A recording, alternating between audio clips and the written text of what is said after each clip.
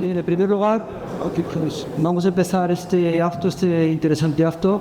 En primer lugar, agradeceros a todos los asistentes de que estéis presentes hoy aquí, y a los medios de comunicación, como dije antes, que os hayáis hecho eco de esta jornada, que yo creo que es de mucha relevancia y con un tema de gran actualidad y con mucho futuro. Bueno, yo en primer lugar, en nombre de la Universidad de León, de la Escuela de Ingeniería, como director de esta escuela, dar la bienvenida al doctor Sergio Boixo a nuestra universidad, a nuestro centro, uno de los científicos, como casi todos lo sabéis, más reconocidos a nivel mundial en el campo de la computación cuántica. Quiero destacar el camino que ha seguido el doctor Boixo desde sus inicios en una universidad pública española, pero pasando por prácticamente, no a decir todos, pero casi todos los centros de más relevancia de Estados Unidos, hasta acabar liderando un equipo de trabajo en uno de los centros más prestigiosos, como es trabajando en California, en el centro de Google, y liderando el equipo de teoría de la computación cuántica. Que no es fácil, ¿no? Destacar también de todos los desarrollos que han estado bajo su mano, bajo su equipo, bajo su liderazgo, podemos destacar pero sobre todo un hito muy importante conocido como el experimento de la supremacía cuántica, donde se puso en relieve ya la importancia y la realidad, ¿no? de este tipo de computación. No es fácil demostrar esto, además me consta que hubo su pelea, entre comillas, entre IBM y Google, pero se demostró efectivamente con este experimento cómo la computación cuántica es una realidad hoy y luego seremos en el futuro. Y este experimento de supremacía cuántica ha marcado ya para la historia un punto, un antes y un después, pasará a la historia, y es un hito para la ciencia. Y eso está al alcance de muy pocas personas. ¿Por qué es importante? Pues porque esto va a abrir en los próximos años un campo de trabajo enorme, totalmente transversal en múltiples disciplinas. Va a permitir llevar a cabo experimentos en computación, pues para mejorar el mundo en temas de simulación de sistemas biológicos, de sistemas físicos, de sistemas mecánicos, de criptografía, de inteligencia artificial, y podríamos seguir, ¿verdad?, casi de forma indefinida, porque es totalmente transversal a muchos ámbitos. Bueno, y para no estar en un tiempo, porque lo importante es que nos cuente su experiencia, destacar la formación tan multidisciplinar del doctor Boixo. Es conocido que es matemático, es físico, es informático, es filósofo, todo eso.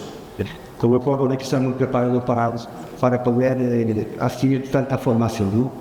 Pero eso lo que es un perfil excepcional, pero bien, y más allá de este impacto tecnológico, está claro que no va a ser mucho. También hay que destacar que su desarrollo profesional lo ha hecho sin perder sus raíces con León. Fue nombrado León desde el año 2024, estuvo aquí desde León en el año 2021 participando en un curso de verano, y vuelve nuevamente a la universidad de nosotros y a León, a su ciudad natal, o a su provincia natal. Y además es una universidad pública, disculpadme que lo diga, estamos en una universidad pública, él se inició en una universidad pública, quiero poner nuestra relevancia también. Bien, y también destacar que su trayectoria nos permite llegar a la conclusión, y es que la investigación es fundamental, y que hay que apostar por la investigación, y que hay que invertir en investigación, y que no podemos dejar regalada, porque la investigación es la que nos permite entender bien nuestro mundo, mejorar, transformar nuestro mundo y que vayamos progresando. Vamos a tiempos actuales tan convulsos donde parece que la investigación está cuestionada, pues hay que seguir invirtiendo y hay que seguir invirtiendo más. Y en su caso, sin inversión, desde luego, estoy seguro que hubiera sido muy difícil llegar a donde ha llegado. Con lo cual es un buen ejemplo tenerlo aquí para poner esto de relevancia. Bueno, pues hoy tenemos una oportunidad, vamos a tener la oportunidad de escuchar a una persona que va a transformar el futuro, que lo está haciendo ya. Hablamos de la computación cuántica No es fácil, no es algo inmediato, pero se han dado pasos, como nos va a contar él, ya muy relevantes para decir que se está investigando en el futuro, va a transformar el futuro y él lo está haciendo. Bueno, pues yo creo que nada más. Muchas gracias por volver, Sergio León. Para nosotros es un privilegio, es un orgullo que estés aquí. Esperamos que vuelvan muchas veces más, y que podamos aprovechar tu conocimiento pues para nuestros estudiantes en el futuro, que también van a transformar el mundo. Esperemos que puedan aprovechar lo que vas a contar para ellos también animarse, que seguro que los vas a animar ahora, para que sigan tu camino en la medida de lo posible, y que no es fácil, y también transformen este futuro. Muchas gracias, y para cerrar simplemente agradecer al catedrático Enrique López todas las gestiones que ha realizado de primera mano para que también hoy pueda estar con nosotros. Sí, muchas gracias. Pues nada más, el acto es tuyo, la palabra es tuya, y te dejo. Muchas gracias, Joaquín.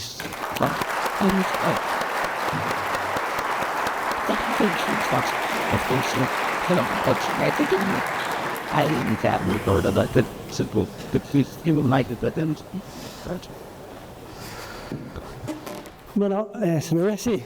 Muchas gracias, Joaquín, por tu amable introducción. Enrique, gracias por organizar este acto. Y bueno, gracias a todos vosotros por venir a oír hablar de computación cuántica.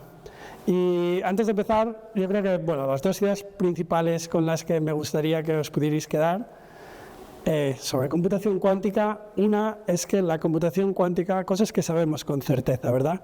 Una es que la computación cuántica va a resolver problemas que son imposibles con los ordenadores tradicionales o clásicos que les llamamos ahora, ¿no? Eso es algo que sabemos con certeza.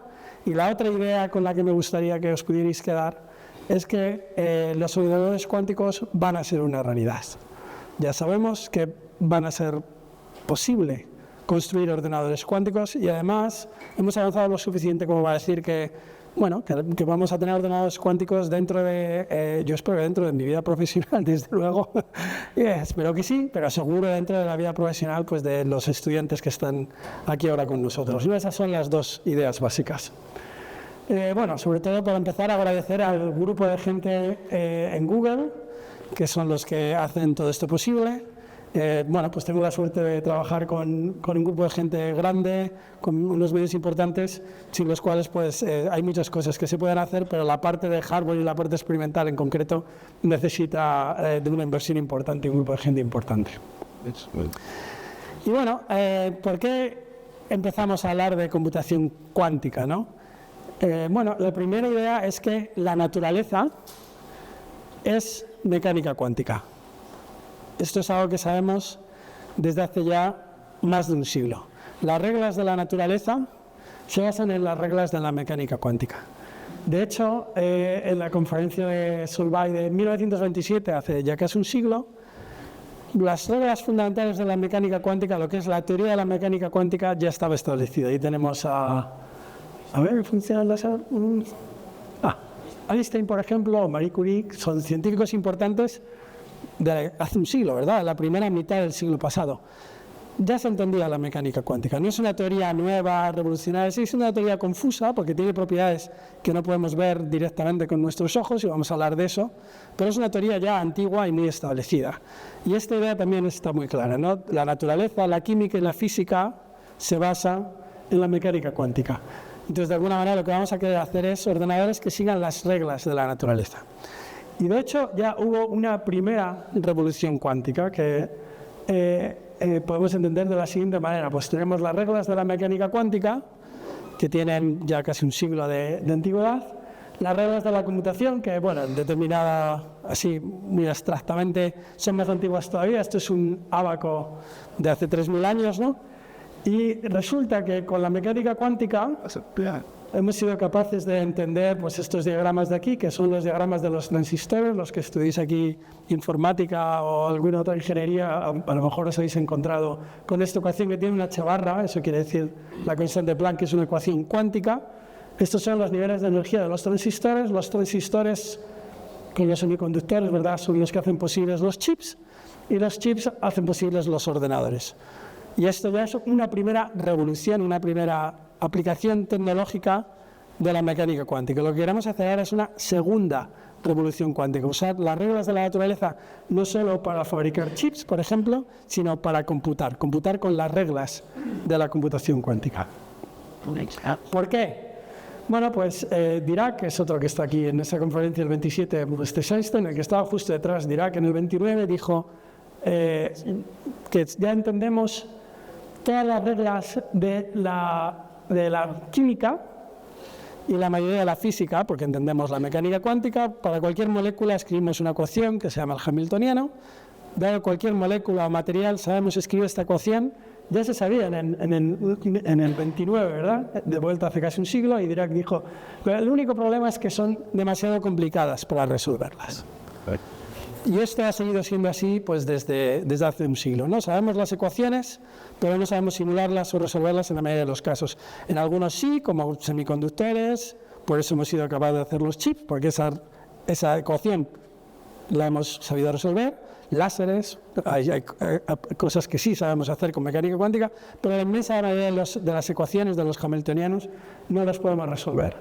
Y fue Feynman, entre otros, pero quizás Feynman sobre todo, el que se dio cuenta, pues hace ya casi 50 años, que el problema es que estamos intentando resolver estas ecuaciones, simular la química usando computación clásica, que son estas reglas que se remontan al Ábaco o a Aristóteles, antes de la mecánica cuántica. Y Feynman dijo, el problema es que estamos intentando simularlos. Bueno, dijo, si queremos simular la naturaleza, como la naturaleza no es clásica, la naturaleza es mecánico-cuántica, tenemos que hacer ordenadores que sigan esas mismas reglas. Tenemos que hacer ordenadores que sigan las reglas de la mecánica cuántica para simular la mecánica cuántica. Y esa es la idea de la computación cuántica, hacer ordenadores que sigan esas reglas para poder simular la naturaleza, la química, todas estas ecuaciones que sabemos desde Dirac, pero no hemos sido capaces de resolver. Y eso dará lugar a esta segunda revolución cuántica. ¿Y cuáles son esas reglas? Bueno, voy a intentar dar una pequeña introducción a la mecánica cuántica con el experimento de la doble rendija. No sé si habéis oído hablar del experimento de la doble rendija. Es un experimento muy famoso, que es uno de los experimentos que hace que se tuviera que inventar la mecánica cuántica, ¿verdad? Y el experimento de la doble rendija consiste en lo siguiente. Imagínate que tienes un montón de partículas, ¿verdad? Las partículas son como bolitas, y hay una pared con dos rendijas, y tú lanzas ese montón de bolitas contra la pared. Pueden pasar por la rendija de la izquierda y darán ahí en un detector de partículas, ¿no? Tú las has detectado ahí, estas partículas pasaron por la rendija de la izquierda, o pueden pasar por la rendija de la derecha y vas a detectar pues un montón de partículas que pasaron por la rendija de la derecha. Y eso es lo que esperas que ocurra con partículas. Si pones dos rendijas, la partícula va o por la izquierda o por la derecha. Si tienes una moneda, puede ser cara o cruz. Si tienes un gato, ya para anticiparme, el gato va a estar o vivo o muerto. Una de las dos opciones, ¿verdad? Pues las partículas pasan o por la izquierda o por la derecha. Sin embargo, si tienes una onda, en vez de una partícula, una onda como las ondas de sonido o la onda de agua, si tú haces este experimento en la bañera y pones un cartón con dos rendijas de tu bañera y salpicas así, verás que se crea una onda de agua en la bañera, la onda pasará por las dos rendijas a la vez. La onda de agua en la bañera no va a pasar por la izquierda o por la derecha, porque es una onda, no es una partícula, pasa por las dos rendijas al mismo tiempo. Y entonces lo que tienes, si haces esto en tu bañera, pues puedes hacer con cuidado, a lo mejor ves algo parecido, tiene lo que se llama interferencia, y es que ya no tienes solo paso por la izquierda, paso por la derecha, sino que resulta que la onda, cuando hace lo que se llama interferencia constructiva, la onda donde se juntan las dos crestas de la ola que pasó por la izquierda y la ola que pasó por la derecha, se juntan las dos crestas, en el medio se juntan las crestas de las dos olas, y es donde vas a tener la amplitud más grande de esta onda. Y si esto lo haces a lo mejor con luz de un láser, por ejemplo, pues tendrás esta interferencia, la mayoría va a estar en el medio. Entonces resulta que hay... Con el experimento de las dos rendijas podemos distinguir entre una partícula que pasa por una rendija a la vez, solo a la izquierda o solo a la derecha, y una onda. que pasa por las dos rendijas al mismo tiempo, porque con las partículas tienes un montoncito a la izquierda y un montoncito a la derecha, y con las ondas, sin embargo, donde vas a encontrar la mayor luminosidad en el detector va a ser en el medio, ¿verdad? Hay una diferencia muy clara. Entonces ahora la pregunta es, si cogemos un electrón, que es una partícula, ¿qué va a ocurrir? ¿Verdad? Entonces todo el mundo, en mecánica clásica, decía, pues está muy claro, un electrón es una partícula, si pones dos rendijas, el electrón tendrá que ir o por la izquierda o por la derecha. Y este experimento se ha hecho con mucho cuidado en varias ocasiones. Aquí hay un experimento hecho con electrones, que son partículas, en el 89. Y pones el detector y va pasando un electrón a la vez y son partículas. Entonces te encuentras con el detector pues que efectivamente son partículas, ¿vale? Y solo detectas el electrón al detectarlo, solo lo detectas en un punto, porque es una partícula. Y vas repitiendo este experimento y vas detectando más y más electrones y simplemente vas viendo dónde van cayendo los electrones y empiezas a notar algo un poco curioso, no sé si lo veis, pero a medida que hay más electrones se nota más, y aquí ya lo veis claramente, y te encuentras con este fenómeno que no tiene ninguna explicación clásica porque no tiene ningún sentido. Y es que esos electrones, que claramente son partículas y que pasan o por la izquierda o por la derecha, se supone, tienen esta interferencia que tienen las ondas. Es decir, que a lo mejor donde más los encuentras es en el medio, y aquí de repente está oscuro, pero aquí brillante, aquí oscuro, aquí brillante. Hay una interferencia exactamente igual que las ondas. Y esto no tiene sentido clásicamente, porque clásicamente no tiene sentido pensar que un electrón, que es una partícula, y la única manera que puedes explicar esto es que haya pasado por las dos rendijas a la vez, y un electrón clásicamente no puede pasar por dos rendijas a la vez, igual que una moneda no puede ser cara y cruz al mismo tiempo, o igual que un gato no puede estar vivo y muerto al mismo tiempo, como el gato de Schrödinger. Pero por mucho que nos sorprende que digamos esto debe ser imposible, los gatos no pueden estar vivos y muertos a la vez, las monedas no pueden ser cara y cruz al mismo tiempo, resulta que la naturaleza funciona de otra manera. Esto es lo que se llama la superposición. Y esta es la propiedad fundamental que queremos explotar para hacer ordenadores cuánticos. Si queremos hacer bits, que son como monedas, ¿verdad? Que en vez de ser cara o cruz, o ir rendija a la izquierda y rendija a la derecha, que puedan ir por los dos caminos a la vez. Queremos hacer ordenadores con bits que exploren dos caminos al mismo tiempo. Y si en vez de tener dos rendijas tienes 1000 millones de rendijas, queremos hacer ordenadores que sean capaces de explorar al mismo tiempo las 1000 millones de rendijas. Un ordenador clásico no puede hacer eso. Puede ir por una rendija o por la otra. Pero un ordenador cuántico van a ser qubits en vez de bits, que exploran todos los caminos a la vez. Y esto se llama superposición.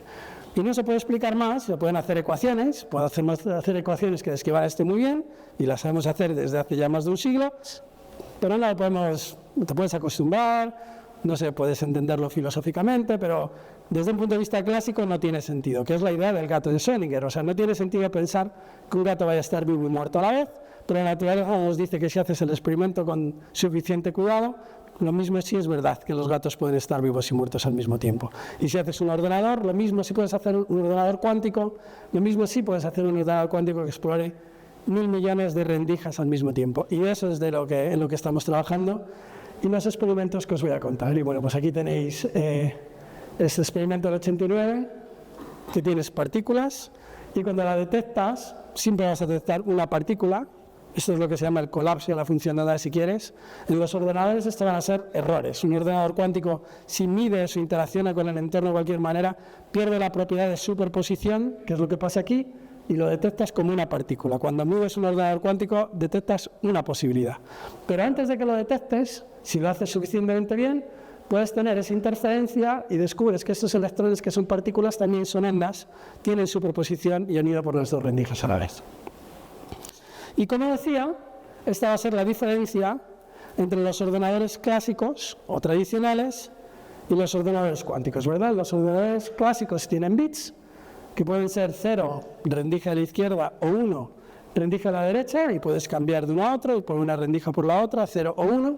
Y los ordenadores cuánticos tienen qubits, que pueden ir por las dos rendijas a la vez. Y eso se representa con una esfera, el estado de este qubit cuántico, el bit cuántico es la flechita, que puede estar en el 0, rendija de la izquierda, si apunto hacia arriba, o en el 1, rendija de la derecha, pero también puede estar en el medio, y cuando está en el medio eso es la superposición, así se representa matemáticamente, y está explorando las dos rendijas y las dos posibilidades al mismo tiempo. Y cuando tienes varios qubits o varios bits, pues ¿qué ocurre? Si tienes 3 bits, pues puedes tener un estado que sea, por ejemplo, el 010 o el 101 o lo que sea, ¿no? Bien, un estado en bits, por definición, lo almacenas en n bits. Pero cuando tienes n qubits, como 3, pues puede estar, como os decía, explorar todas las rendijas a la vez, todos los caminos posibles. ¿Y cuáles son todos los caminos posibles? 000, 100, 010, etcétera, etcétera, ¿no? El número de caminos posibles, el número de rendijas posibles, el número de estados posibles que tienes con n qubits es 2 a la n. Y almacenar este estado, como es todos los caminos posibles a la vez, requiere un número de bits exponencial. Y esta idea de superposición, de explorar todos los caminos al mismo tiempo, es la que distingue a los ordenadores clásicos de los ordenadores cuánticos y es la que hace, como os decía, que los ordenadores cuánticos puedan resolver problemas que son imposibles para los ordenadores clásicos. Hay problemas que solo los puedes resolver si exploras todos los caminos al mismo tiempo. Y si es un número exponencialmente grande de caminos y es la única manera de resolver ese problema, un ordenador clásico, como no puede ir por todos los caminos a la vez, no los va a poder resolver, y un ordenador cuántico sí. Y desde este punto de vista, resulta que los ordenadores cuánticos, bueno, vamos a ver, un ábaco, ¿no? Un ábaco tiene la propiedad de los bits clásicos, ¿no? La bolita del ábaco puede estar a la izquierda o a la derecha. Pero una bolita del ábaco no puede estar a la izquierda y a la derecha al mismo tiempo, no puede estar en superposición.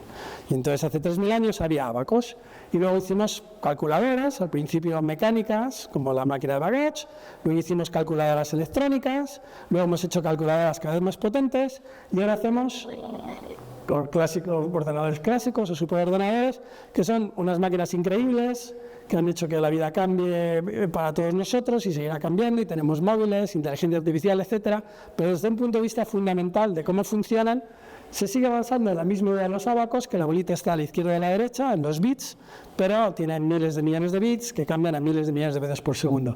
Sin embargo, el ordenador cuántico no. El ordenador cuántico no es un ábaco más rápido, no es una calculadora electrónica mucho más rápida que una calculadora electrónica. Funciona con esta lógica totalmente distinta de superposición, que no tiene sentido clásicamente, de explorar miles de millones de caminos al mismo tiempo. Entonces hay más similitud entre un ábaco y un ordenador clásico que entre un ordenador clásico y un ordenador cuántico.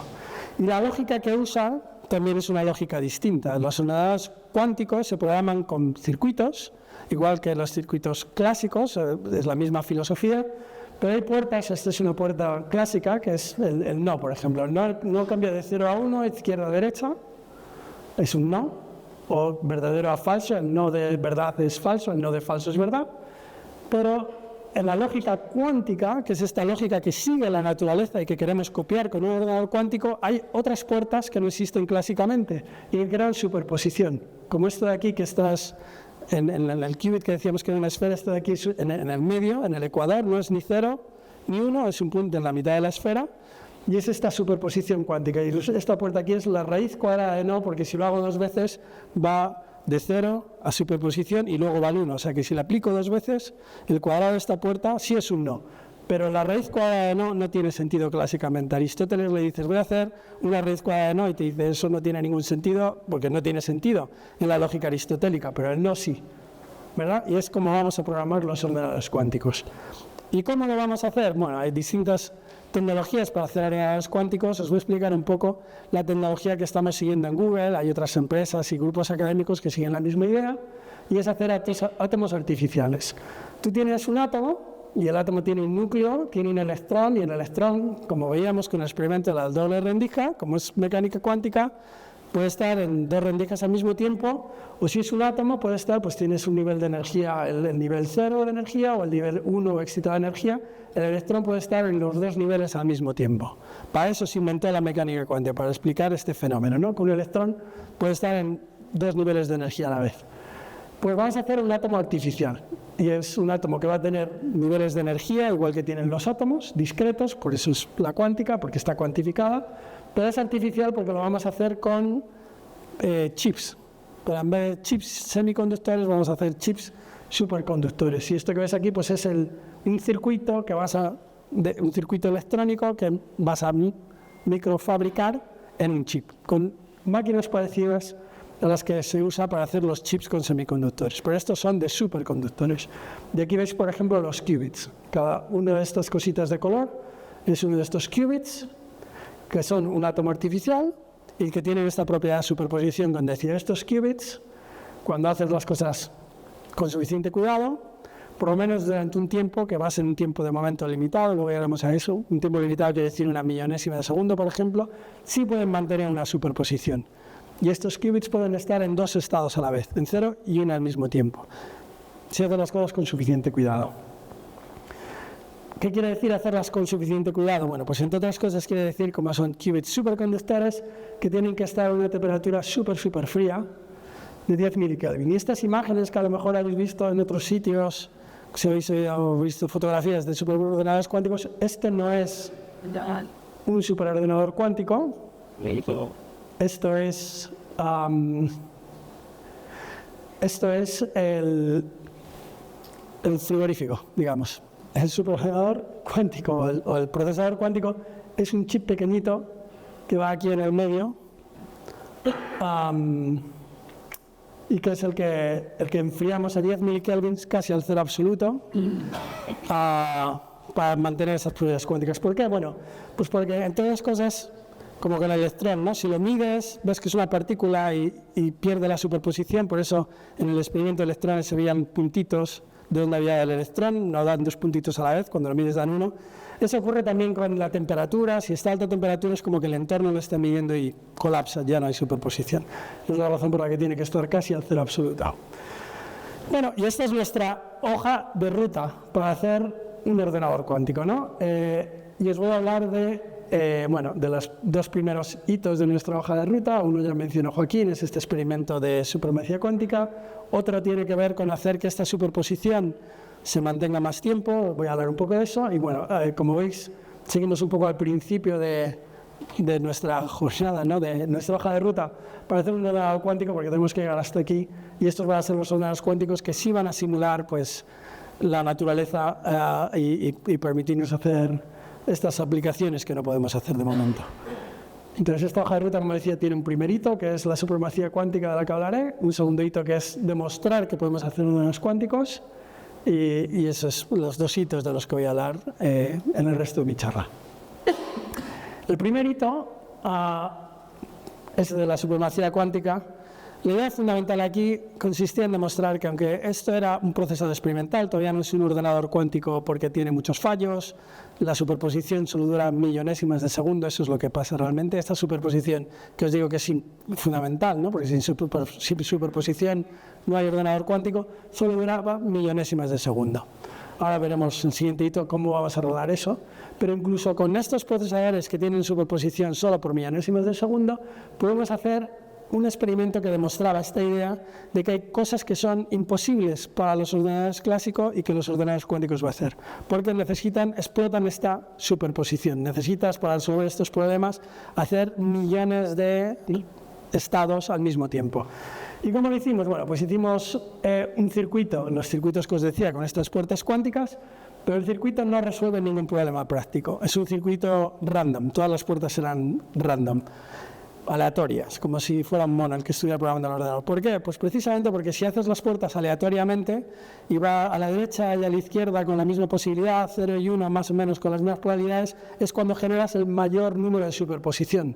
Porque no estás prefiriendo ir a la izquierda o prefiriendo ir a la derecha, no prefieres el 0, prefieres el 1, sino que más o menos las dos cosas ocurren a la vez y hace que haya mucha más superposición. Estos circuitos cuánticos que generan casi el mayor número, necesitan, de los problemas que sabemos resolver con procesadores cuánticos, necesitan más superposición que ningún otro problema, básicamente.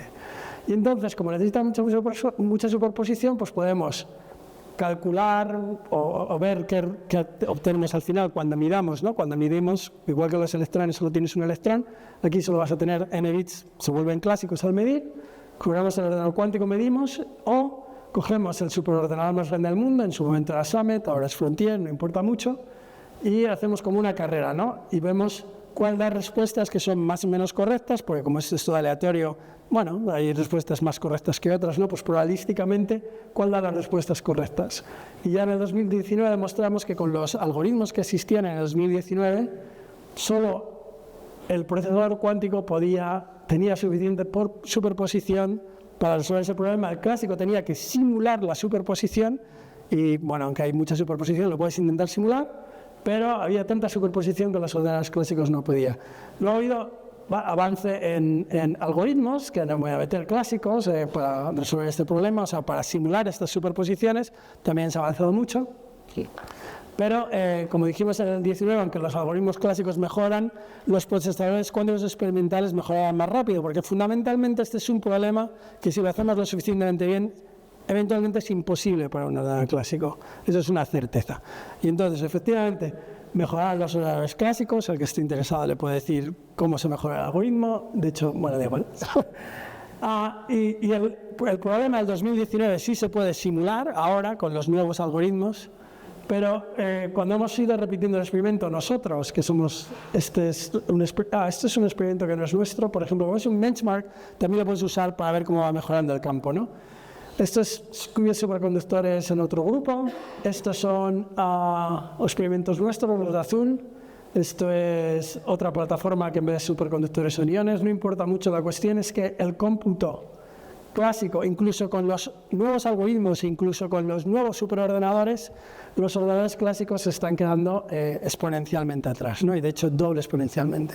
Y la idea es que si en el 2019 con los mejores algoritmos de ese momento tardabas 10.000 años, los algoritmos mejoraron, ahora son capaces de hacerlo, ahora para hacer esta simulación de aquí, incluso si supones memoria infinita serían 10.000 millones de años, no 10.000 años, y eso con memoria infinita, si tienes en cuenta que la memoria es finita, y entonces no vas a poder almacenar en memoria siquiera esta cantidad súper exponencial de superposición que tal, no puedes ni almacenar en memoria, entonces son 10 a la 24 años, una cantidad que es mayor que la del universo, etc.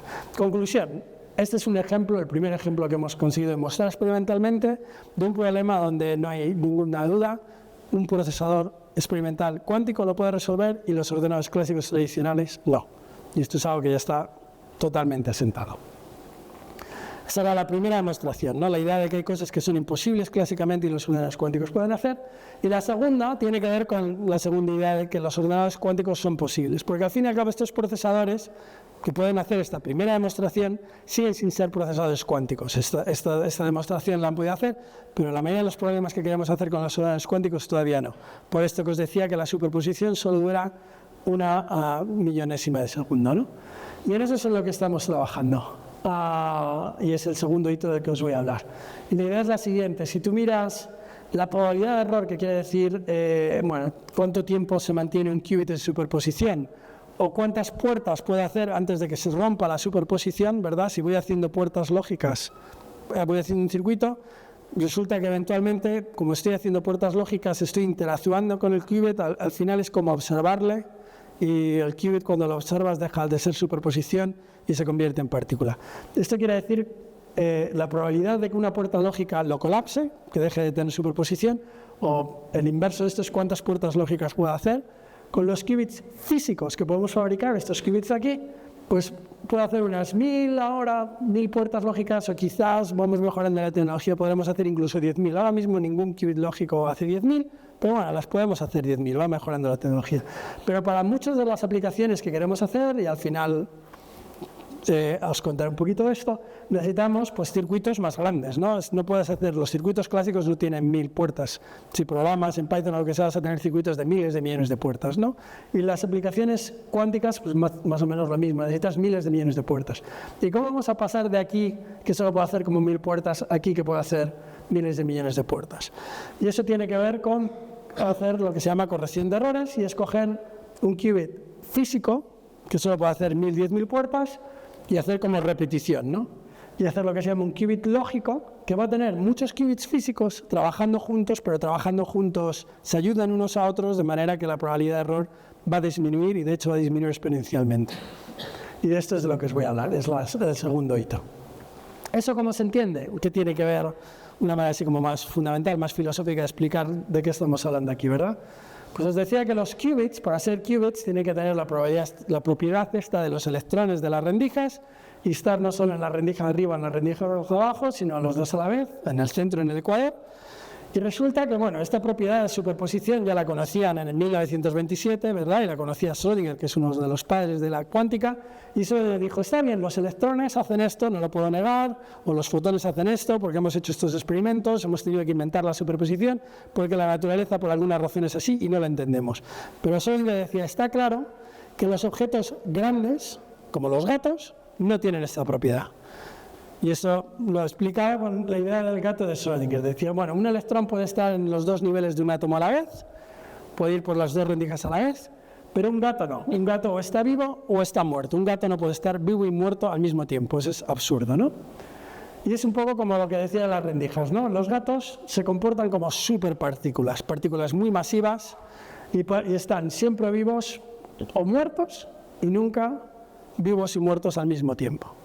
Y esto pues era todo un debate, que es parte de lo que hace que la computación cuántica sea difícil, o la mecánica cuántica difícil de entender intuitivamente, porque efectivamente Schrödinger tiene razón, no vemos gatos en superposición, solo los vemos vivos y muertos, y es el problema de la computación cuántica. Cuando Feynman empezó a decir, si quieres simular la naturaleza, tienes que funcionar como la naturaleza, la gente empezó a decir, eso está muy bien, pero hacer un ordenador es como hacer un gato grande, y me estás diciendo que la naturaleza funciona en superposición, este ordenador grande tiene que funcionar en superposición, y sabemos que eso es imposible porque ya lo sabía Schrödinger, ¿no?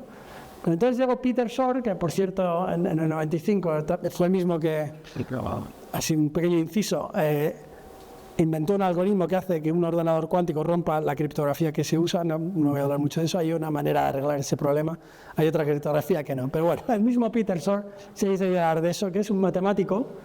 Era un matemático que había hecho un curso de mecánica cuántica, entendía un poquito de mecánica cuántica, digamos, lo suficiente como para ser peligroso, y cuando los físicos le dijeron, Peter, muy bien, súper interesante tu algoritmo este de Shor, de criptografía y no sé qué, pero evidentemente sabes que eso no va a ocurrir nunca, porque todo el mundo sabe que los ordenadores cuánticos son imposibles, porque es como hacer un gato de Schrödinger. Pues Peter Shor, que no era físico y no sabía que era imposible, se puso a trabajar en lo que se llama la corrección de errores, y dio la idea esta de que igual que puedes hacer corrección de errores clásica con redundancia, que almacenas la información repetidamente, es como mandamos información a un satélite. Por ejemplo, si mandas un fotón a un satélite, pues con un solo fotón lo vas a perder, va a chocar con una nube, no va a llegar bien la información al satélite, pero mandas millones de fotones que todos tienen más o menos la misma información y alguno pillará el satélite, ¿no? Pues es un poco la idea de hacer la corrección de errores cuántica. Y bueno, consiste, como veis, pues en vez de hacer el cero que sea solo un estado, pues como el qubit físico, hacemos este qubit lógico, en este caso son 9, 3, 3, 3, que tienen esta superposición, más que decir que estos tres qubits están en 0, 0, 0, más 1, 1, 1 en superposición, estos tres qubits lo mismo, otros qubits que también están en superposición, pero con signo menos, en vez de estar apuntando aquí en el ecuador, apuntan en el otro punto del ecuador. La cuestión es que explotas esta superposición y esta redundancia de la corrección de errores, para que si falla uno de los qubits, este 0 de repente, ¡pum!, cambia a 1. Bueno, pues por lo menos como hay redundancia de la información, en principio puedes arreglarlo y corregir esa información. Y entonces, con esa teoría, Peter Shor demostró que sí se podía hacer un ordenador cuántico, que la corrección de errores debería funcionar. Y este es el experimento que conseguimos que funcionara el año pasado con Willow. Es el segundo más de la hoja de ruta esta que os contaba. Y la idea pues es demostrar que los qubits lógicos tienen esta propiedad, que obviamente clásicamente no se puede ni entender porque no existe la superposición, pero de hecho para los físicos cuánticos de hace 50 años también es una propiedad absurda, que es decir que mientras más grande lo hago, de distancia 3, que son 17 qubits, la distancia 7, que son 97 qubits, lo que queremos es que la superposición dure más tiempo. Y esto es lo que, ya te digo, hace 50 años todos los físicos te dirían eso es absurdo, porque todo el mundo sabe que mientras más grande haces un sistema cuántico, menos dura la superposición, por el gato de Schrödinger, ¿no? Hasta que el gato solo puede estar o vivo o muerto porque es muy grande, no puede estar en los dos estados a la vez. Pues queríamos hacer un experimento que demostraba justo lo contrario, porque esto hace falta para hacer un ordenador cuántico. Y efectivamente estos son datos del año pasado, demostramos que eso es posible. Y bueno, rápidamente os voy a explicar lo que quiere decir este gráfico. El eje X es la distancia, el tamaño, el número de qubits físicos de distancia 3, este 3 que son 17, a distancia 7, esto de aquí, que son 49 por 2. Ves que la probabilidad de error disminuye exponencialmente. El eje X es la probabilidad de error, o cuántas puertas puede hacer antes de que desaparezca la superposición, y ves que la probabilidad de error era con este tamaño, pues aquí más o menos del 0,2 o por ahí, y a medida que llegas a distancia 7, pues es 10 veces más pequeña. Y no solo la superposición es cada vez más larga, porque cada vez puedes hacer más operaciones, la probabilidad de error es menor, sino que además la probabilidad de error decrece exponencialmente. Y esto es el dato experimental que confirma la segunda conclusión que os decía al principio. La primera, hay datos que son cómputos que son imposibles clásicamente, como el de los circuitos aleatorios de los que os hablaba, que no tarda 10.000 millones de años, pero que no era práctico. Y la segunda conclusión es que vamos a ser capaces de hacer ordenadores cuánticos. ¿Y por qué lo digo? Por este dato de aquí, que la probabilidad de error decrece exponencialmente. Peter Shor tenía razón, ahora los físicos también se han convencido, claro, pero una cosa es ir desarrollando la teoría y otra cosa es verlo experimentalmente, y esto es lo que vimos el año pasado. Y bueno, en los últimos 5 minutos os voy a contar un poco cuáles son las aplicaciones, ¿no? Todo esto que queremos hacer, ¿qué es lo que vamos a hacer, a ser capaces de hacer una vez que simulamos la naturaleza, como decía Richard Feynman, usando las reglas de la naturaleza? Bueno, pues una de las cosas que podemos ser capaces de hacer es, tiene que ver, por ejemplo, con los fertilizantes. No sé si habéis oído hablar de esta historia de los fertilizantes. No hace, yo qué sé, hasta hace 200 años los fertilizantes se sacaban sobre todo pues en el campo pues del ganado, ¿no? Es donde se aprovechaba pues el estiércol de las vacas, ese era tu fertilizante. Hace 100 años empezó a haber más de 100 años, hace 200 años, a principios del siglo XIX, empezó a haber un problema porque se había usado mucho la tierra en Europa, por ejemplo, para el cultivo, ya no llegaba con el fertilizante del estiércol, y entonces el fertilizante venía, por ejemplo, de Perú, de las islas de los pájaros, se iban barcos, traían el guánamo, eso fue una fuente de riqueza muy importante para Perú, etcétera, el guánamo de los pájaros de las islas inhabitadas, que también es un recurso finito de fertilizante, pero fue muy importante en el siglo XIX, ¿no? Y ya te digo, contribuyó mucho al desarrollo de Perú.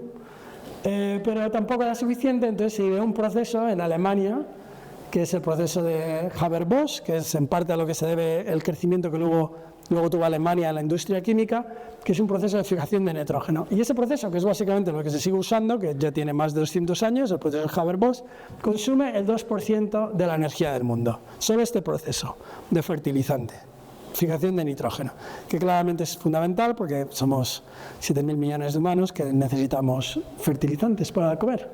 Pero hay bacterias que lo hacen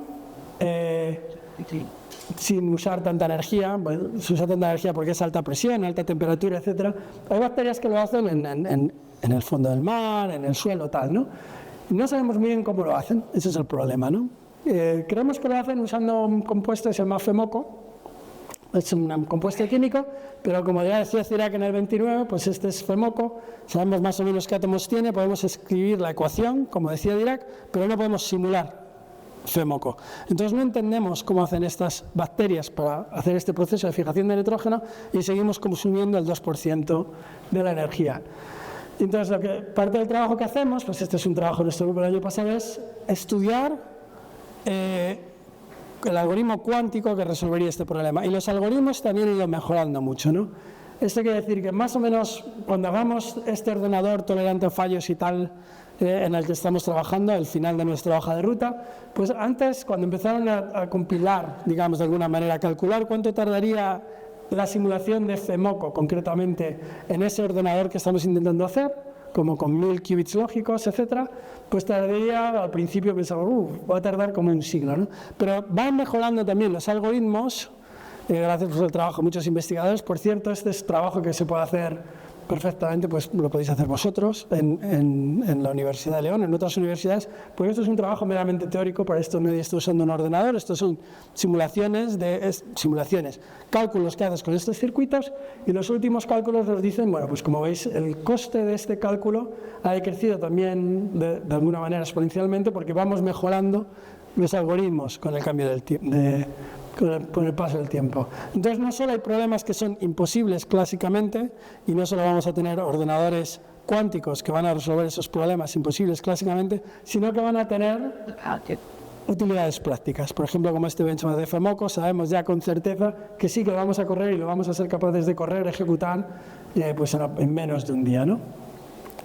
Hacemos muchos más experimentos, no me voy a alargar aquí, usando los procesadores que tenemos actualmente, aunque no son realmente cómputos, pero hacemos muchos experimentos de física, porque los procesadores que tenemos actualmente son unos instrumentos que para hacer física de mecánica cuántica y tal son muy interesantes, y estamos publicando constantemente descubrimientos científicos, de hecho, porque son experimentos que no se pueden hacer de ninguna otra manera, no tienen aplicación práctica en industria, pero sí son experimentos científicos importantes que son, bueno, es la ciencia, como os decía, pues es la base de toda la industria, ¿no? Y estamos haciendo nosotros y otros grupos descubrimientos científicos. Estos son ejemplos de publicaciones en Nature y Science, la mayoría. Hay otros algoritmos, no solo en simulación química, FEMOCO, como os decía, pero hay otros algoritmos donde también hay cosas que solo podemos hacer cuánticamente. De hecho, trabajamos con la industria para desarrollar algunos de estos algoritmos cuánticos. Por ejemplo, estuvimos trabajando con BI, una empresa alemana. Eso es un algoritmo cuántico que tiene que ver, bueno, con drug discovery, ¿no? Con la industria farmacéutica. Este es un proyecto de investigación que hicimos en colaboración con BAS para el diseño de baterías. Y esto ya son cosas que también sabemos con bastante certeza, ¿no? No solo que, grosso modo, estas simulaciones se pueden hacer cuánticamente, sino que hemos hecho estudios muy concretos en colaboración con la industria, y vemos que hay ciertas simulaciones que sí vamos a ser capaces de hacer cuando hagamos ese ordenador cuántico en el que estamos trabajando. Y bueno, constantemente siguen saliendo otros ejemplos, ¿no? Un proyecto que hicimos sobre fusión nuclear, que creo que también es algo que he mencionado, o incluso proyectos de optimización. Y con eso nos quiero entretener más. Muchas gracias.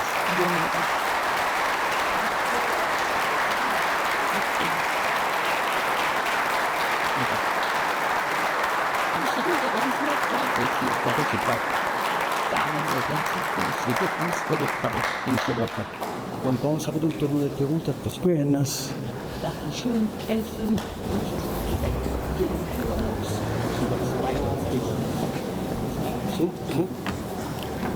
Sí. Bueno, muchas gracias, Sergio, muy interesante. Difícil de comprender a veces, ¿eh? Un poco. Has intentado llevarlo a un terreno básico, ¿no?, para que lo entendamos, pero bueno, es complicado. Vamos a hacer un turno de preguntas, por si alguien tiene alguna inquietud, alguna cuestión. Vale.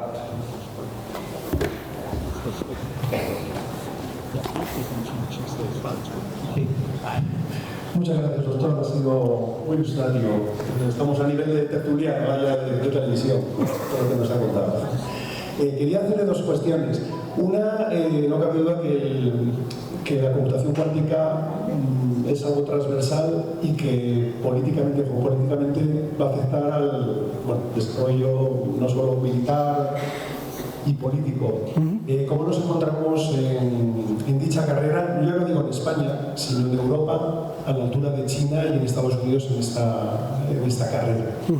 Y por otro lado, comentarle, actualmente yo tengo una hija que está becada en una universidad americana en investigación, y no lo sé si la oportunidad que ha tenido usted también de formarse en universidades americanas, esta situación política de Estados Unidos y del mundo provocará que se conviertan en compartimentos estancos en los que no se puede acceder, o no se mueve este futuro de formarse fuera.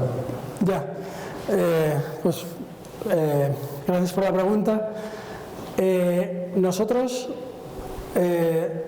bueno, para empezar, si miras la historia de la computación cuántica, una parte muy importante de la historia de la computación cuántica se ha hecho en Europa, parte también por otros investigadores españoles como Ignacio Cirac, por ejemplo, que es de una generación científicamente al menos anterior a la mía, y Europa sigue teniendo mucha relevancia, ¿no? Nosotros trabajamos mucho, de hecho los ejemplos que di con industria, pues eran dos empresas alemanas con las que hemos trabajado muy estrechamente desarrollando sobre todo aplicaciones, y también tenemos, bueno, en nuestro proyecto de desarrollar un ordenador cuántico no podemos, o sea, estamos trabajando en el chip, por ejemplo.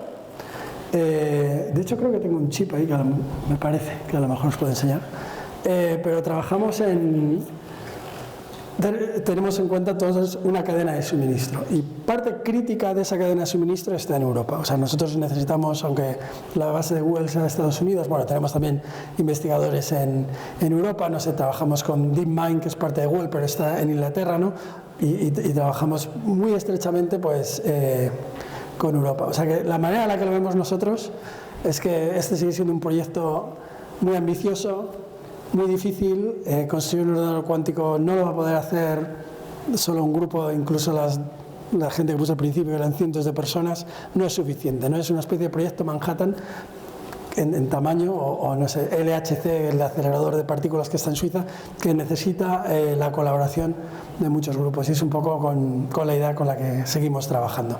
Así que creo que Europa, pues seguimos al principio de la computación cuántica y trabajando estrechamente con Europa, y bueno, y Google tiene pues DeepMind, que es la base de la inteligencia artificial de Google, está en Londres, o sea que esto no ha cambiado. ¿La formación en el extranjero? Yo diría lo mismo. Creo que sigue siendo importante, por lo menos en los países que comparten unos valores comunes, ¿verdad? Como los países europeos, Estados Unidos, Canadá, Australia, etcétera. En el ámbito científico, el movimiento de científicos sigue siendo lo mismo, por lo menos en la importancia que tiene. O sea, gran parte de nuestro grupo, yo soy español, yo soy aquí de León, por ejemplo, ¿no? Pero bueno, mucho de nuestro grupo no ha nacido en Estados Unidos, y ya pues, ha hecho carreras parecidas a la que está haciendo tu hija, ha venido a otros sitios, a veces se van, a veces vuelven. Eso no creo que vaya a cambiar en los próximos años. Buenos días, soy Javier. En primer lugar, muchísimas gracias por esta charla.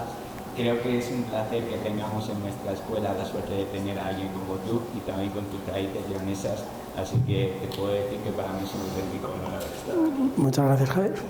Cuando has estado exponiendo todo, me ha venido una duda a la cabeza, y pensando en cómo es la forma clásica de computar y quizá la cuántica, te adelanto que soy un profano en este mundo, pero bueno, sí que es una curiosidad que tengo, y es en base al almacenamiento. Porque de forma clásica, pues bueno, tenemos unos límites en los que llega un punto en el que no se puede computar más, porque tienes que guardar los resultados en tus cómputos para a partir de ahí hacer otras cosas o compararlos entre ellos. De forma cuántica decías que la superposición dura muy poco tiempo, y los resultados de los del cómputo que haces cuánticamente en algún momento lo tienes que almacenar. Correcto.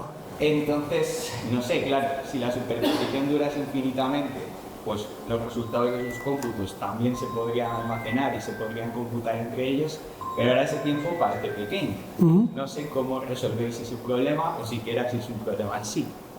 Sí, gracias por la pregunta. Es un problema importantísimo, y eso es, la solución es el segundo hito que estaba intentando explicar de corrección de errores, ¿no? Y en lo que consiste el gráfico ese que estaba mostrando, de cómo la probabilidad de error decrece exponencialmente a medida que aumenta la distancia de corrección de errores.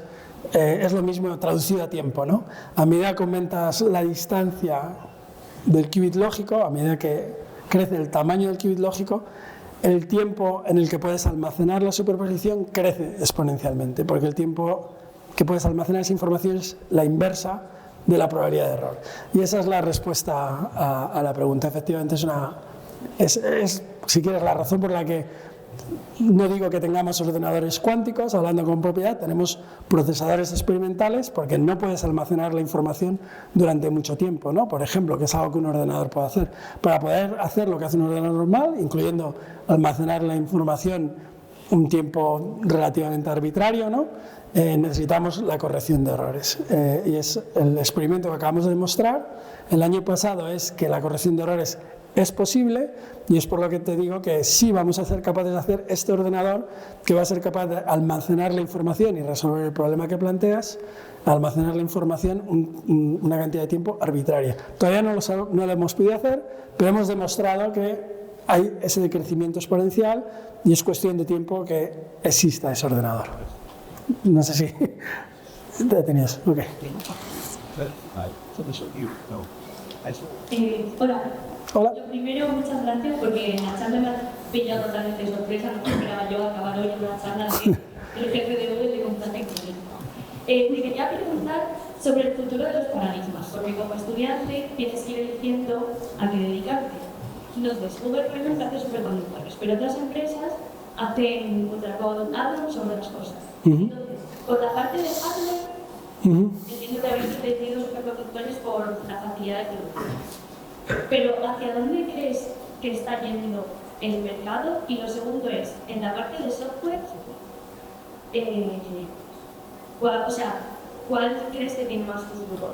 ¿La de modelos adiabáticos o las de puertas lógicas? Ok, la segunda pregunta es más fácil, puertas lógicas. En la parte de software, puertas lógicas tiene más futuro que los modelos adiabáticos. Bueno, siempre más futuro dentro de 40 años, la verdad es difícil imaginarnos cómo va a ser el mundo dentro de 40 años. Pero bueno, hoy por hoy la respuesta es que las puertas lógicas tienen más futuro que los modelos adiabáticos, y una de las razones por la que eso es así, eso es importante, es que sabemos cómo hacer esta corrección de errores que estábamos diciendo que es fundamental para hacer un ordenador cuántico, el experimento, el segundo hito del que estaba hablando. Sabemos hacer corrección de errores con puertas digitales, pero no sabemos hacer corrección de errores adiabáticamente. No hay una teoría de corrección de errores adiabática. Y por lo tanto, si no sabemos hacer corrección de errores adiabáticamente, no sabemos hacer un ordenador que funcione adiabáticamente, aunque lo podemos simular con un ordenador digital. Pero el software va a ser digital porque es la única manera en la que sabemos hacer corrección de errores. Esa es la segunda pregunta. Y la primera pregunta tiene más que ver con la plataforma. Bueno, en Google hemos apostado por los qubits superconductores desde hace ya más de una década. Es en la tecnología con la que seguimos apostando. Sí, porque lo podemos microfabricar, pues, estamos usando toda esta tecnología que se desarrolló gastando miles de millones de dólares para hacer los chips tradicionales, digamos, de semiconductores. Podemos reusar toda esa tecnología. Y además, bueno, son como más difíciles de controlar, más fáciles, perdón, de controlar. Quieres hacer puertas lógicas, tienes que poner cables. Es mucho más fácil poner un cable en un chip que ponerle cable, por ejemplo, a iones. Me parece que mencionaste, un ion es un átomo, y si quieres controlar un átomo individual, pues no le puedes poner un cable al átomo, entonces tienes un problema de control en general, que, bueno, hay otras maneras de hacerlo, pero yo creo que a la larga, para escalar y construir este ordenador, que tendrá como 1000 qubits lógicos, digamos, pero por la corrección de errores serán a lo mejor 1.000.000 de qubits físicos, controlar ese 1.000.000 de qubits físicos, creo que será más fácil con superconductores, porque puedes poner cables por lo menos en el chip, que con iones. Pero bueno, puede cambiar de aquí a, ¿sabes?, a que tengamos ese primer ordenador. Es verdad que puede haber otra tecnología que adelante a los qubits superconductores. Vale. ¿Y dirías que se va a decantar simplemente por una de las dos, por uno de los dos paradigmas? O sea, ni siquiera en problemas de optimización se va a tener el modelo adiabático. Yo diría que ni siquiera en problemas de optimización se va a imponer el modelo adiabático, aunque es verdad que hoy en día, si realmente miras los datos, el modelo de annealing no adiabático resuelve optimización mejor que el modelo digital hoy en día, pero bueno, a largo plazo, por el tema de corrección de errores, me parece que se va a imponer el modelo digital, porque eventualmente necesitarás corrección de errores.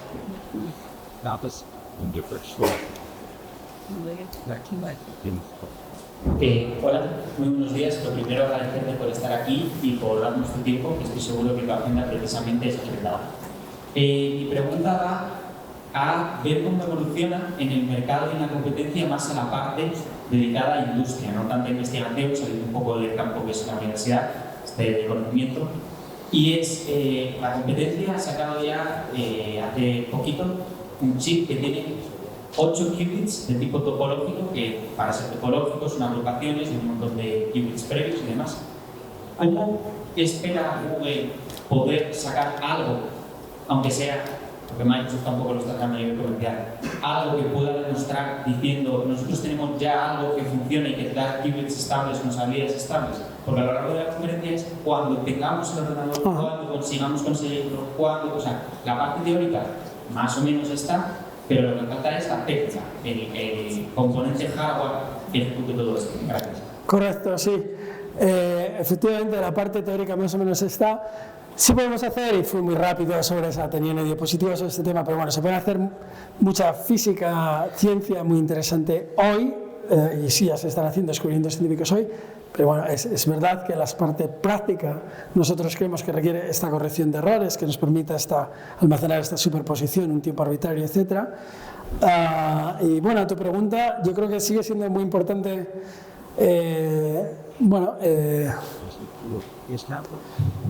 ver los datos, ¿no? Y entonces, bueno, de momento, o sea, nosotros seguimos centrados en los qubits superconductores, porque creemos que hace falta corrección de errores, y de momento el único experimento que ha funcionado que demuestre esta supresión exponencial de los errores al aumentar los qubits lógicos, pues ha sido el experimento del año pasado que hicimos con superconductores. No hay, hasta ahora, ese experimento no se ha podido replicar con ninguna otra plataforma, ¿no? Pero bueno, hay que seguir mirando cómo evolucionan las distintas plataformas, y es posible que en algún momento cambien. No creo que dentro de 30 años, por ejemplo, sigamos usando. Desde luego el diseño, incluso si siguen siendo superconductores, el diseño va a cambiar, eso no cabe duda. Y bueno, y si cambia, pues nos adaptaremos, pero igual que ha habido cambios en la tecnología de los ordenadores tradicionales, ¿no? Si va habiendo cambios, pues, desde los transistores, la arquitectura de sistemas, la tecnología va a ir cambiando, y seguimos adaptándonos. Pero hoy por hoy seguimos apostando en los qubits superconductores, porque los experimentos que somos capaces de hacer con qubits superconductores en corrección de errores, por ejemplo, no se pueden de momento replicar con otras plataformas. Buenos días a todos.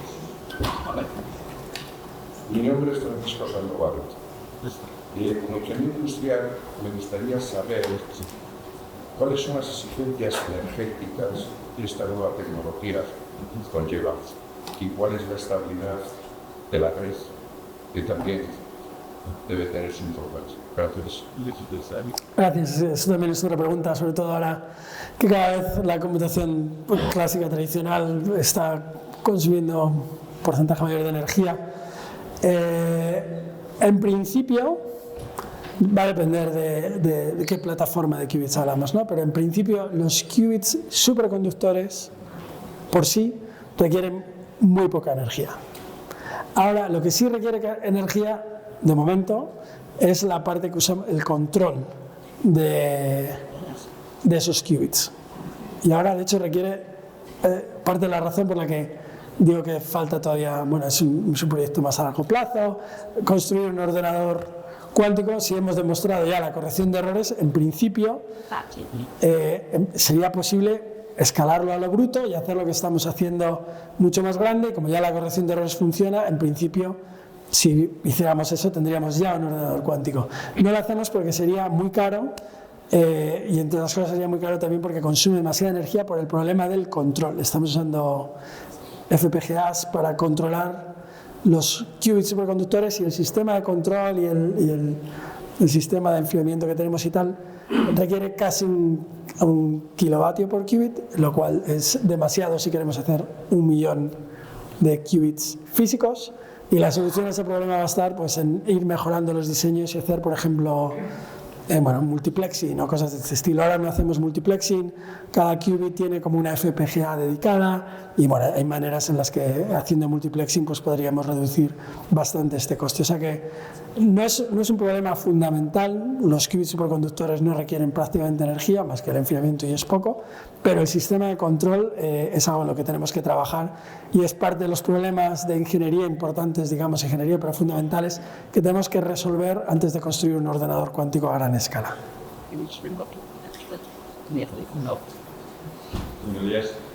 Yo le quería preguntar más bien en un aspecto un poco menos técnico, más conceptual. Los últimos años todas las tecnologías están creciendo exponencialmente, incluida también, pues, por ejemplo, la inteligencia artificial y como está hablando, pues la tecnología de computación cuántica, pues igual todavía no está donde puede llegar. Pero cuando esto sea una herramienta más útil de aplicar, más fácil de aplicar también a cualquier temática, ha hablado usted sobre muchas cosas que antes se pensaban imposibles. Estas herramientas, piensa que la palabra imposible deja de tener sentido y ya cualquier cosa puede ser posible. No. No, pero me voy a... no sé. Yo de la manera en la que pienso en estos problemas también es siendo mucho como la ciencia básica, fundacional, ¿no? Que es por lo que me metí en computación cuántica. Cuando me metí en computación cuántica, en realidad ha avanzado como aplicación experimental mucho más rápido de lo que yo pensaba, estoy hablando hace 30 años, pero hace 30 años ya existía la teoría y ya sabíamos que había problemas que eran imposibles clásicamente y que los podían hacer los ordenadores cuánticos, ¿no? Esto se empezó a entender hace como unos 30-35 años. Y pensaba, esto me parece súper interesante y es a lo que me quiero dedicar, aunque no sabía que iba a tener la oportunidad con suerte de realizarlo, ¿no? Pero también sabemos desde hace incluso más tiempo, incluso desde Turing, que fue el primero que formalizó la ciencia de la computación estándar, ya Turing inventó problemas que no se pueden resolver de ninguna manera, ni con ordenadores cuánticos ni con ordenadores clásicos. Todo lo que pueden resolver los ordenadores cuánticos, en principio, digo es imposible. Lo que quiero decir por es imposible es que tardaría un tiempo exponencial. Hay programas que tardarían un tiempo exponencial por un ordenador clásico, pero con un tiempo exponencial lo podrían resolver. Turing explicó que hay infinitos problemas que no se pueden resolver ni usando tiempo infinito, son problemas incomputables. O sea que no todo se va a volver posible, incluso en computación. Buenos días, mira, yo me llamo Fernando González, no sé si se me oye bien, ¿se me oye bien? ¿Puedo dar una charla de estas?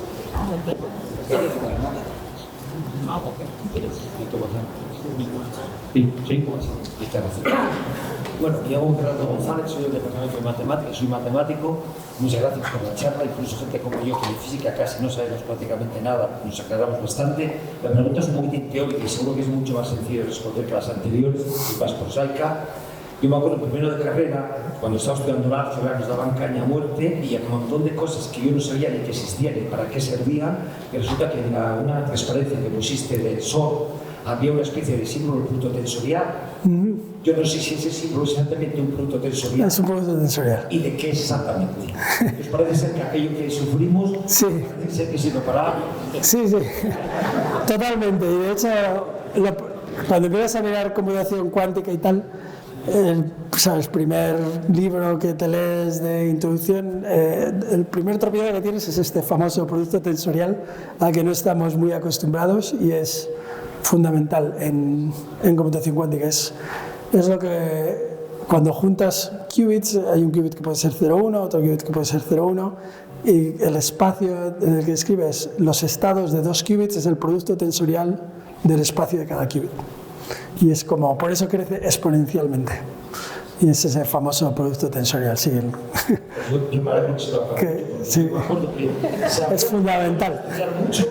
que ahora que nos contará de este producto tensorial. Los alumnos de ahora se quejan, pero yo me acuerdo, yo que 20 asignaturas de la carrera de 5 años, tuve 7 álgebras y el álgebra funcionaba así. Tenías parciales obligatorios, si no te presentabas un parcial estaba suspenso, las notas no salían y después de los parciales había un examen final de toda la asignatura y unos días después había una papeleta que solía poner suspenso, también podía poner aprobado y esas cosas, ¿no? Pero bueno,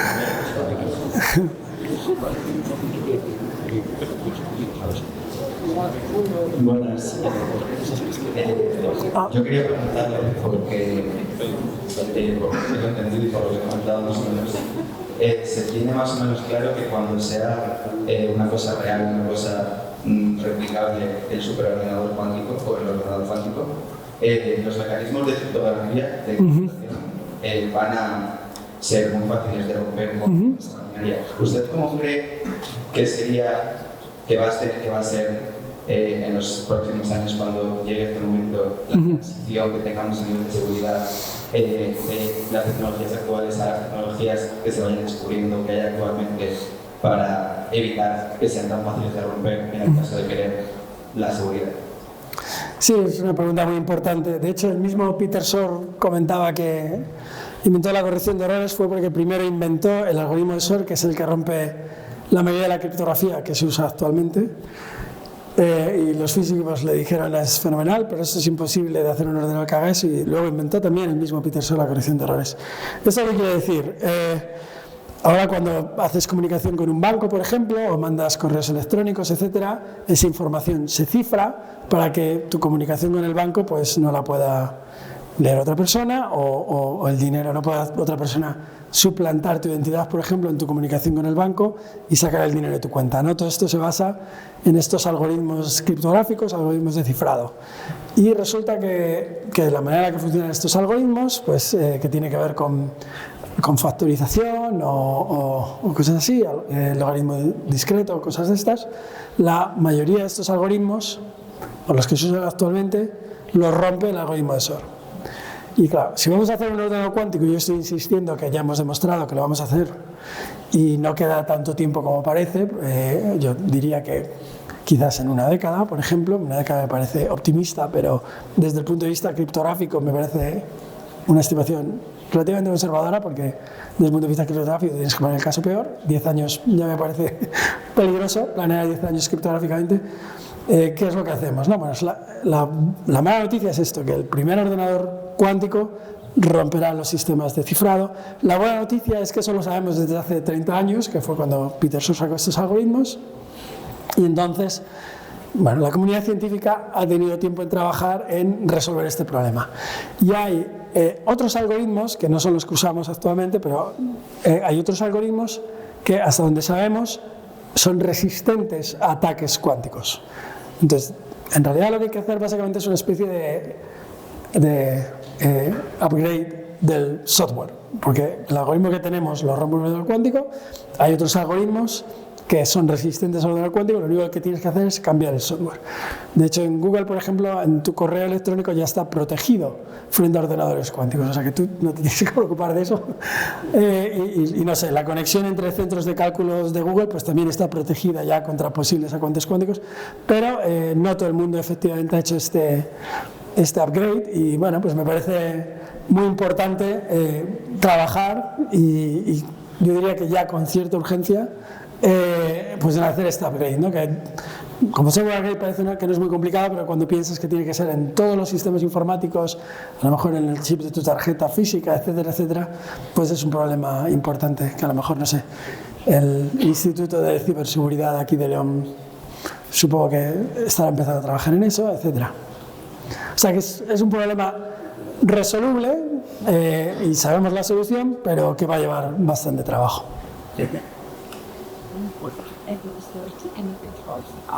Buenos días.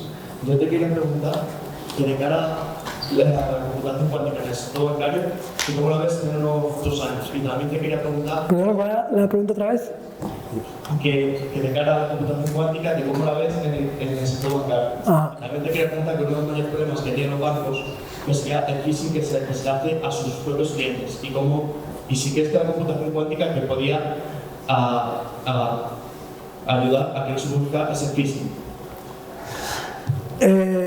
Bueno, creo que la mayor conexión entre la computación cuántica y el sistema bancario es lo que estamos hablando ahora de los sistemas de cifrado. El mundo bancario, por supuesto, necesita de sistemas de cifrado y este upgrade de software, que es muy importante en general, pues en el sector bancario es crítico, ¿no? Y creo que, bueno, seguramente es importante acelerar ese proceso. En cuestión de algoritmos,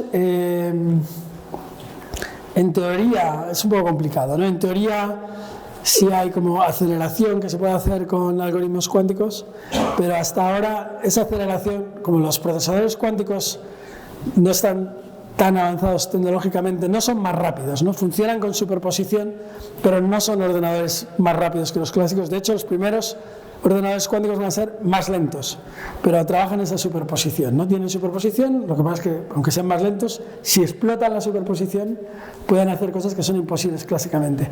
Y no sabemos muy bien todavía cómo usar suficientemente bien esa superposición. Ups, hay un poco de ruido. No sabemos cómo usar, a lo mejor me estoy acercando a esos micrófonos, cómo usar esa superposición para problemas de banca o phishing. O sea, en realidad ahora mismo no te puedo dar una respuesta porque no... Seguramente sí, ¿no? Pues somos optimistas, habrá aplicaciones, pero no te puedo decir, esta es la aplicación, no la hemos encontrado todavía.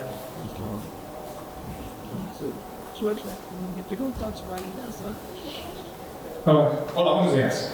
Muchas gracias por su presentación, que me ha resultado inspiradora. Quería hacer dos preguntas que no están relacionadas entre sí. La primera, respecto al primer experimento que nos presentó, que se puede llamar exponencia cuántica. No sé si lo he entendido bien, pero el objetivo es generar, por ejemplo, se asimila mucho a generar números aleatorios.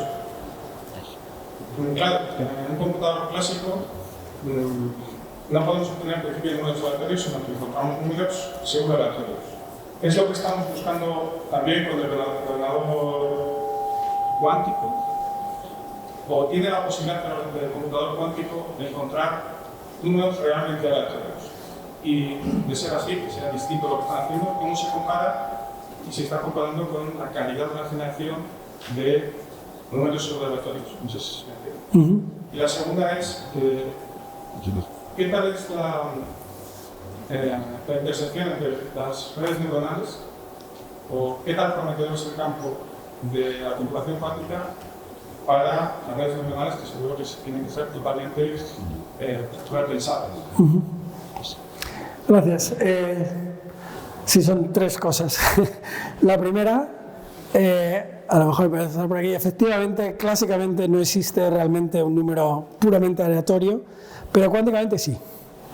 Cuánticamente existe lo que se llama, pure randomness, o sea, es puramente aleatorio y es algo que no tiene, clásicamente hay como pseudo-aleatorio, a lo mejor falta de conocimiento, no sé qué, de cierta entropía, lo que sea, que al final es falta de información, pero no es puramente aleatorio.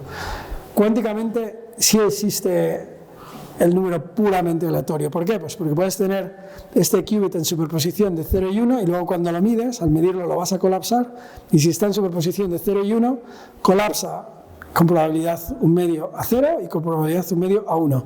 Y es absolutamente imposible de predecir, antes de medir, si está en superposición, es absolutamente imposible de predecir si es 0 o 1 lo que vas a medir.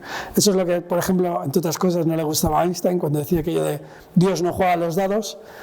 A Einstein, que no le gustaba tanto las cosas estas de la cuántica porque se entienden mal desde un punto de vista clásico, digamos, se refería a esto, ¿no? Si haces una superposición y la cuántica dice que es puramente aleatorio, Einstein decía, aquí falla algo, eso no puede ser puramente aleatorio.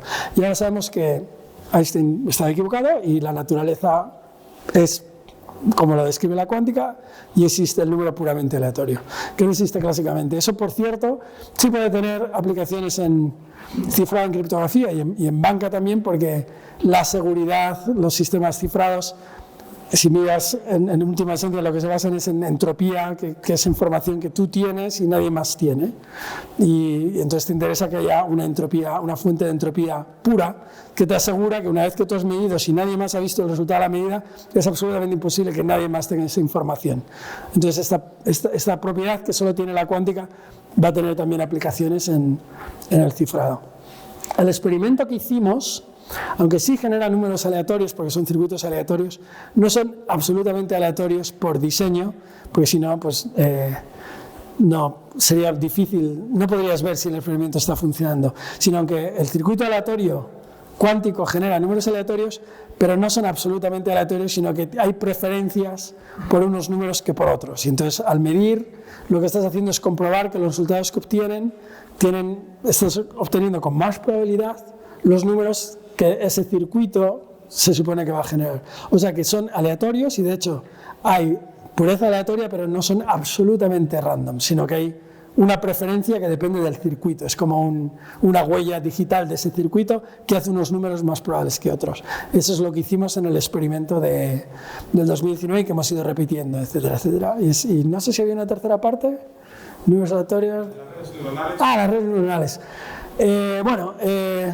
Lo más importante en la conexión con redes neuronales es que las redes neuronales y transformers y todo ese tipo de tecnología parecida, pero ahora se usan más transformers, funcionan fenomenal por dos razones. Una es porque tenemos estos centros de cálculos gigantes y tal, que hacen miles de millones de... O sea, que podemos hacer un entrenamiento que antes no se podía hacer porque hay unos centros de cálculo gigantescos, pero la otra razón fundamental es porque tenemos muchos datos. Y por ejemplo, estos modelos de lenguaje como estos Gemini o ChatGPT o estas cosas funcionan porque se entrenan con todo Internet, básicamente, en resumen, ¿no? O sea, hay una cantidad de datos brutal y es el avance que estamos viendo impresionante en inteligencia artificial tiene que ver con el crecimiento exponencial del cálculo clásico, pero también el crecimiento exponencial de los datos que estamos usando.